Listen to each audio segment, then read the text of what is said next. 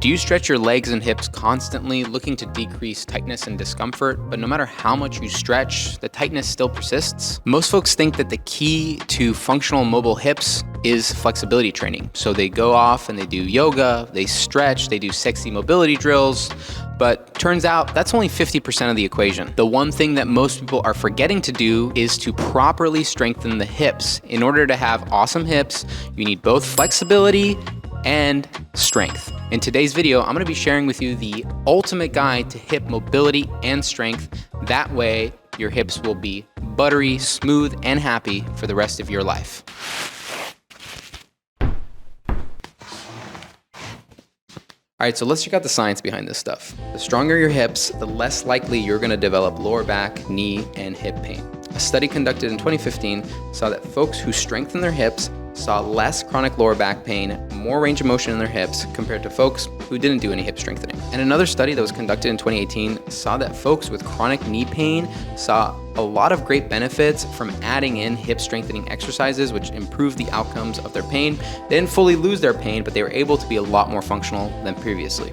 And practically speaking, on a day-to-day basis, the stronger your hips are, the easier it's gonna be to walk around, play with your kids, go up and down the stairs without any pain, go into and out of your car without pain, go grocery shopping. All of those functional activities of daily life that we take for granted or maybe that we enjoy are gonna become a lot easier. Now, when it comes to hip mobility, the science is relatively clear. A study conducted in 2020 saw that the more range of motion you elicit in a certain exercise, the more hypertrophy or muscle gains you get with that exercise. Adequate hip mobility is also correlated with less lower back pain and less knee pain. I've seen this in all of the clients that I work with on a day-to-day basis, and I've attached some studies down in the description for you to check out as well. Okay, so now we're gonna take a science-based approach to hip mobility exercises. The following 4 stretches are gonna be targeting the muscles, ligaments, and tendons of the hip complex.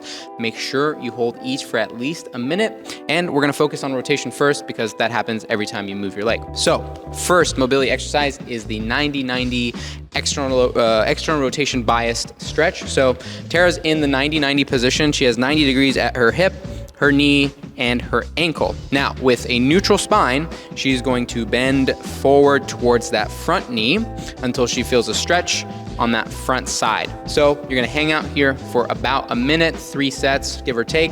And a little extra credit, with all of these stretches, you can activate the musculature in the stretch, so you get a little bit of strengthening while you're in end range, just to kind of prep the muscles for the movements ahead. All right, our second stretch is the 90-90 internal rotation bias stretch. So same 90-90 position, except we're targeting the back leg. So 90 at the hip, knee, and ankle. And then Tara's going to rotate back towards me. Once she does that rotation, she's gonna take her shoulder and hinge it towards that back heel, and you should feel a really deep kind of capsular stretch right in here. Again, hold for about a minute, and you can activate the musculature there as well. Okay, the third stretch is gonna be a couch stretch for the hip flexors. So you're gonna get the back of your foot on a couch or a bench. Make sure you have a little pad for your knee. Now, when you're in this position, you might feel a stretch, some of you might not. If you don't feel a stretch, you're gonna do a posterior pelvic tilt. So you're gonna tilt that pelvis towards the direction of your front knee, and you should feel a nice intense stretch deep in the front of the hip. Again, hold for a minute. All right, stretch number 4, the last one, we're gonna combine inner thigh and hamstring. So you're gonna take a nice wide spread out foot position. Now from this position, you're gonna bring your forearms together, and then you're just gonna forward fold down into a bottom position. Don't worry about your spine, let it flex, hang out. Make sure your knees are relatively straight here. You should feel that in your inner thigh and your hamstrings. And if you wanna get some muscle activation, pretend like you're squeezing your inner foot of each side in towards each other, and you'll get some nice activation there as well. All right, now that we did our mobility exercises, we improved our range of motion a little bit.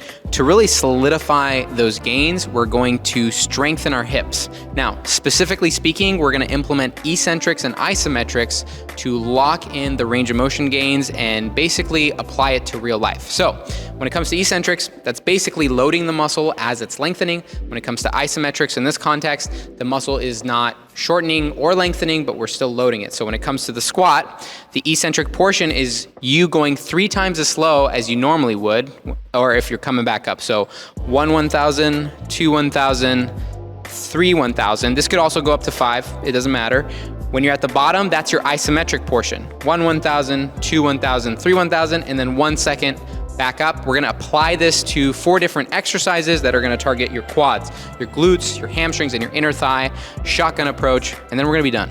All right, so the first strength exercise is gonna be an eccentric isometric goblet squat.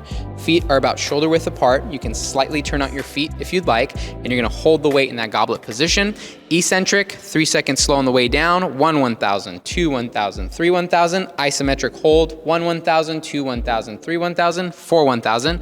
1 second back up. Now, the reason this works so great is because we are loading that muscle in that lengthened position as we go down that eccentric, and then we also get to hang out in that stretched position, the isometric portion, for another 4 seconds. So basically what that does is it tells your nervous system and your muscles and your ligaments and all that good stuff that you are capable of hanging out in those deep stretch positions with strength and with ability. Okay, our second exercise is an internal rotation biased front foot elevated split squat. That's a mouthful. Okay, so front foot is elevated, back heel is off the ground. So before you do anything, you're gonna do a posterior pelvic tilt at the pelvis. And this is gonna sound weird because no one ever tells you to do this, but I want you to do this. You're going to hunch your back forward like this. And now, as you split squat down, what you wanna think about is you wanna pull this side of your hip kind of towards this knee and make sure this knee doesn't drive out too much. And this kettlebell is gonna kind of facilitate that movement. So the kettlebell should be kind of drifting in towards your ankle, just like that. And then you're gonna pop back up. Don't forget the eccentric isometric. So let's go one, come back up. Let's go 1 1,000, 2 1,000, 3 1,000, hold. 1 1,000, 2 1,000, 3 1,000, 4 1,000, back up. One more time.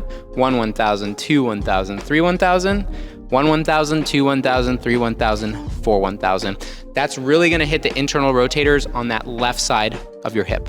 Okay, third exercise is eccentric isometric dumbbell Romanian deadlift. So feet are gonna be hip width apart this time. You're gonna retract your shoulder blades, engage your core, engage your lats.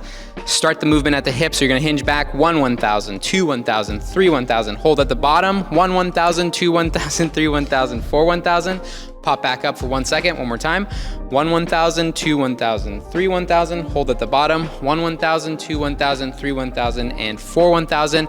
That's gonna be targeting your hamstrings, a little bit of that lower back. All right, last but not least is the goblet lateral lunge with, again, an eccentric and an isometric. So goblet position with a dumbbell, you're gonna step out to the side. Eccentric starts now. 1 1,000, 2 1,000, 3 1,000. Isometric, 1 1,000, 2 1,000, 3 1,000, 4 1,000. And you're gonna drive back up to that starting place, bring it back. You should feel this inner thigh, external rotators, the glutes. These are super tough. I like to go about like 6 reps on each side. And that's pretty much it. So we did our mobility, we did our strength, and that's gonna result in functional, amazing hips for the rest of your life. And you may be wondering, how am I gonna apply this to my day-to-day training? How do I get this in that practical sense? So I've created a guide for free. It's a mobile-friendly webpage that you can reference. It's down in the description. But generally speaking, if you've never worked on hip mobility or strength, I would divide these 2 things up, because even with the mobility stuff, you might find that you get pretty sore afterwards. So if you are a beginner, you're gonna do hip mobility one day, and then you're gonna do hip strength the other day. Ideally, you do your hip mobility stuff when you do your upper body stuff, and vice versa. If you have some more experience with it, you can kind of pair them up and do them back to back. That's a brutal hip and leg workout. And then also, I do understand that some of you might not be able to do a front foot elevated split squat or a deadlift or whatever. So I've actually filmed some regressed versions of the exercises, and that you can find in that Ultimate Guide Notion webpage as well. Other than that, if you have any questions or comments, feel free to put them down in the description and all that fun stuff. Like and subscribe, and please follow us if you enjoyed this content.